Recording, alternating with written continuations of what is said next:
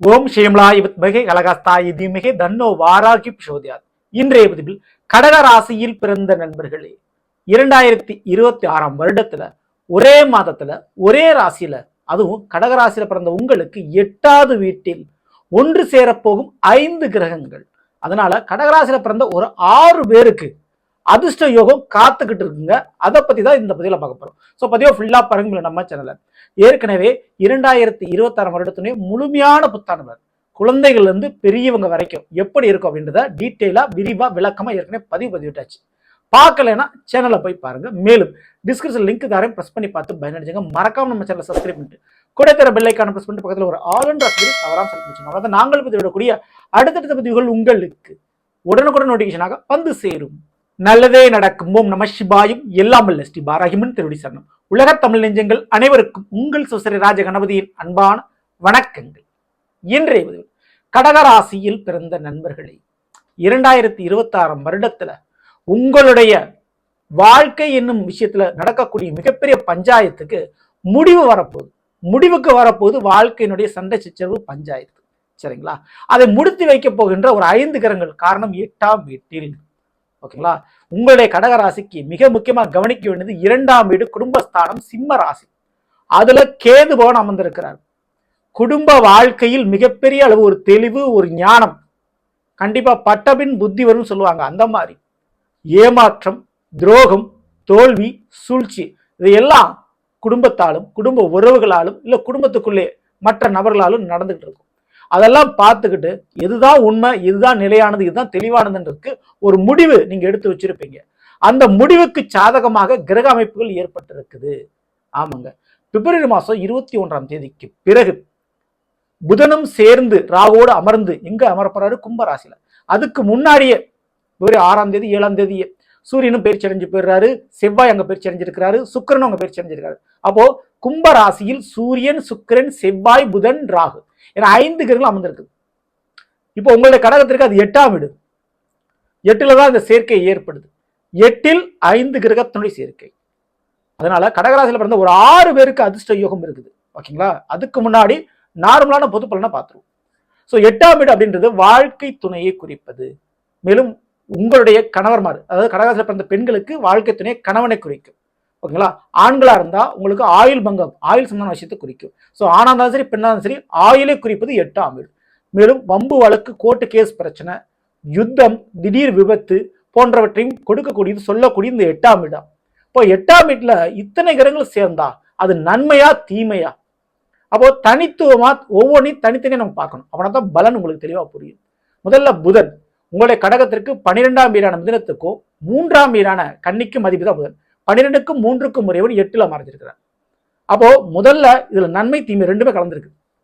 அப்போ கடகராசியில பிறந்தவர்களுக்கு குறிப்பிட்டு முதல்ல நான் சொல்லக்கூடிய நபர்கள் இந்த கூட பிறந்த இந்த சகோதர சகோதரி, அது இளைய சகோதர சகோதரிகள் ஏற்பட்ட பிரச்சனைகள் குறையும் மறையும். ஓகேங்களா? அவங்க திருமணம் நடந்து வேற ஒரு ஊருக்கோ வேற ஒரு வீட்டுக்கோ மாறுவாங்க. ஸோ அதனால உங்க கடமைகள் புரியும். மேலும் உங்களுக்கு தேவையான இடமாற்றம் கிடைக்கல கொஞ்சம் தடை இருக்கும். சரிங்களா? ஸோ மிக முக்கியமா வெளிநாடு யோகங்கள் அமையக்கூடிய பாக்கியம் இருக்குது. வெளிநாட்டுக்கு போறது, வெளி மாநிலத்தில் போய் செட்டில் ஆகுது, பூர்வீகத்தட்டு வெளியில போறது, இதுக்கு சான்சஸ் இருக்கு. பெண்களுக்கு மாமியார் வீட்டுக்கு செல்லக்கூடிய திருமண பாக்கியம் நடக்கும். ஸோ அதுக்கு சான்சஸ் இருக்கு. அடுத்து சுக்கிரன் உங்களுடைய கடகத்திற்கு 11ஆம் வீடான ரிஷபத்துக்கும் மற்றும் 4ஆம் வீடான துலாமிற்கு அதிபதி. அப்ப 4க்கும் 11க்கும் 8ல மறைகிறாரு.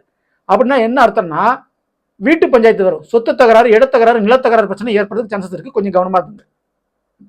அடுத்தபடியா அவரே 11 லாபஸ்தானத்துக்கு அதிபதி.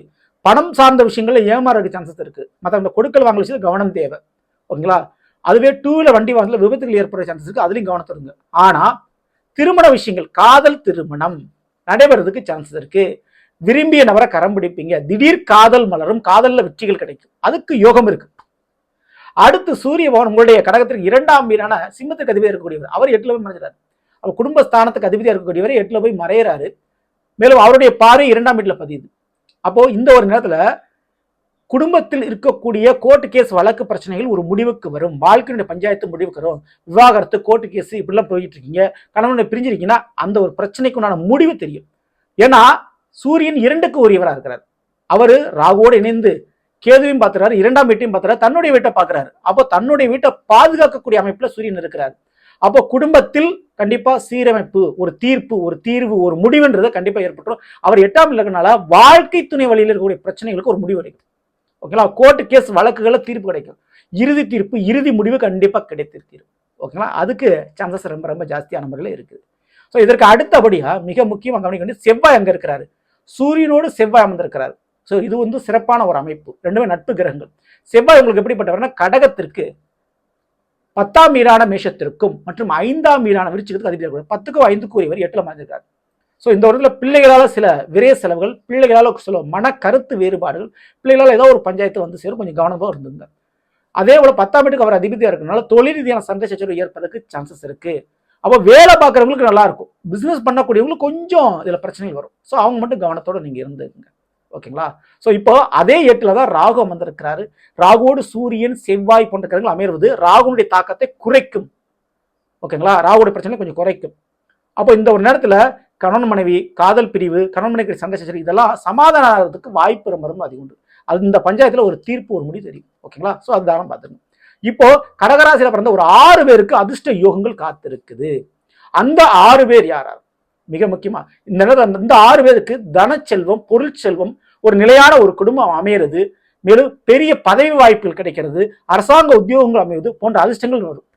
ஸோ அந்த 6 பேர்ல மிக மிக கடகராசியில பிறந்தவங்களுக்கு பொறுத்த வரைக்கும் கடகராசியில புனர்பூசம், பூசம், ஆயில நட்சத்திரம் இருக்கும். இவங்களுக்கு எல்லாமே கண்டிப்பா அந்த கே திசை, அதுக்கடுத்து சுக்கிர திசை, சூரிய திசை ஒவ்வொரு திசையா வந்துகிட்டே இருக்கும். இதுல கடகராசிக்காரங்களுக்கு உங்களுடைய வாழ்க்கையில இந்த நேரத்துல கேதுனுடைய திசையோ கேதுனுடைய புத்தியோ வந்தா வேறு மதத்தில் அல்லது வெளியூர்ல வெளிநாட்டுல ஒரு மாப்பிளம் இருந்து வெளியூர்ல போய் செட்டில் ஆகுறது, அப்படிப்பட்ட யோகம் இருக்குது. அப்போ கேது திசையோ கேது புத்தியோ நடக்கக்கூடியவங்களுக்கு வெளிநாடு யோகங்கள், பூர்வீக சொத்து யோகங்கள், குடும்ப வாழ்க்கை மாற்று மதத்துல மாற்று இனத்துல அமைஞ்சு பெரிய லெவல்ல செட்டில் ஆகக்கூடிய சான்சஸ் இருக்கு. ஓகேங்களா? ஸோ அதுக்கடுத்து புதன் திசையோ அல்லது புதன் புத்தியோ நடக்கக்கூடியவர்களுக்கு படிப்பில் ஜெயம். ஓகேங்களா? படிப்பு காரியத்தில் வெற்றி உண்டு, அரசாங்க தேர்வு இல்லை அட்டர்மனல் இன்டர்வியூ சக்சஸ் கிடைக்கும். ஓகேங்களா? இல்லை இந்த சூரிய புத்தியோ இல்லை சூரிய திசையோ நடக்கக்கூடியவங்களுக்கு கண்டிப்பாக சூரிய திசை நடக்கும், கண்டிப்பாக நடக்கும் கடகராசிக்காரங்களே. இல்லை சூரிய புத்தி உங்களுக்கு நடந்துகிட்டு இருந்தாலும் சரி. ஸோ அரசாங்கத்தில் ஒரு பெனிஃபிட், இராணுவத்தில் ஒரு வேலை, ஒரு போலீஸ் சம்மந்தப்பட்ட வேலை, சர்வீஸ் டிபார்ட்மெண்ட்ல மற்றும் அரசாங்கம் சம்பந்தப்பட்ட எத்தனை வேலைகள் இருந்தாலும் அத்தனை வேலைகளில் வேலை வாய்ப்பு கிடைக்கிறதுக்கு சான்சஸ் இருக்கு இந்த ஒரு டயத்துல. ஸோ உங்களுக்கு சூரியனுடைய திசையோ சூரிய புத்தியோ நடந்தால் கண்டிப்பாக அது நடக்கும். ஓகேங்களா? ஸோ இதற்கு அடுத்தபடியா செவ்வாயினுடைய புத்தி காலகட்டங்கள் நடக்கக்கூடியவங்களுக்கு நிலம், அதிரடியான நில வருவாய் யோகம் உண்டு. உங்க வாழ்க்கை துணையால ஒரு நிலம் கிடைக்கிறதுக்கும் பூர்வீக சொத்துக்கள் கிடைக்கிறதுக்கும் மறைமுகமான நண்பர்கள் மூலமாக உங்களுக்கு அந்த பண வருவாய், அந்த நிலம், சொத்து கிடைக்கிறதுக்கு வாய்ப்புகள் உண்டு.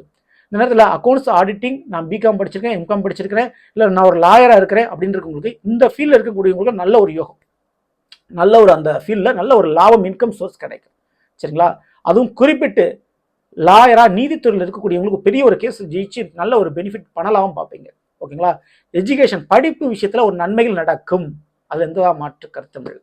ஓகேங்களா? ஸோ இந்த ஒரு 6 பேர்களுக்கு நான் சொன்ன கேதிசையோ கேது புத்தியோ அல்லது சுக்கிர திசையோ சுக்கிர புத்தியோ, புதன் திசையோ புதன் புத்தியோ நடக்கக்கூடியவங்களுக்கு அல்லது சூரிய திசையோ சூரிய புத்தியோ நடக்கக்கூடியவங்களுக்கு மிகுந்த ஒரு யோகமான காலகட்டம். மேலும் செவ்வாய் திசை நடந்தாலும் சரி, செவ்வாய் புத்தி நடந்தாலும் சரி, உங்களுக்கு பெரிதளவு நல்ல ஒரு பெனிஃபிட் உங்களுக்கு இருக்குங்க. ஓகேங்களா?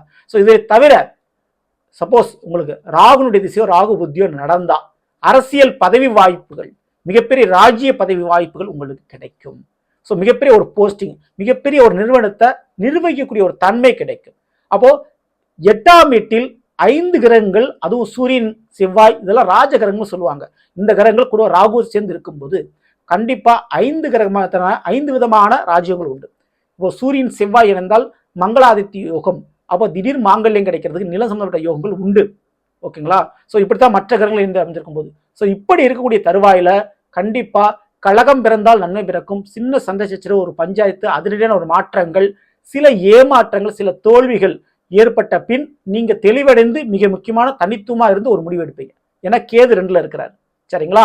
ஸோ அப்படி சில ஏற்ற இறக்கங்கள் வாழ்க்கையில் இருக்கத்தான் செய்யும். ஒரு சில தோல்விக்கும் ஒரு ஏமாற்றம், துரோகத்திற்கு பிறகு தன்னிச்சையாக நீங்க முடிவெடுத்து வேறு ஒரு இடத்துக்கு, வேறு ஒரு நிலைப்பாட்டுக்கு மாறுவீங்க. அப்படி மாறுவதால் ஜெயம் நிச்சயம் உங்களுக்கு. கவலைப்படாம இருக்கலாம், தெய்வம் துணை இருக்கும். ஏன்னா கேது 2ல் இருக்கிறாரு. குலதெய்வத்தை மட்டும் விட்டுறாதீங்க சரிங்களா. தவறாம ஃபாலோ பண்ணீங்க, கும்பிட்டுக்கங்க சரிங்களா.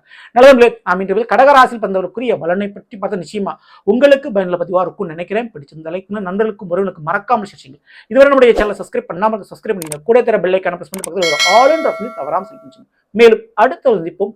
நன்றி, வணக்கம். நல்லதே நடக்கும். நம சிவாயும். எல்லாம் ஸ்ரீ பாரதி திருவடி சரணம்.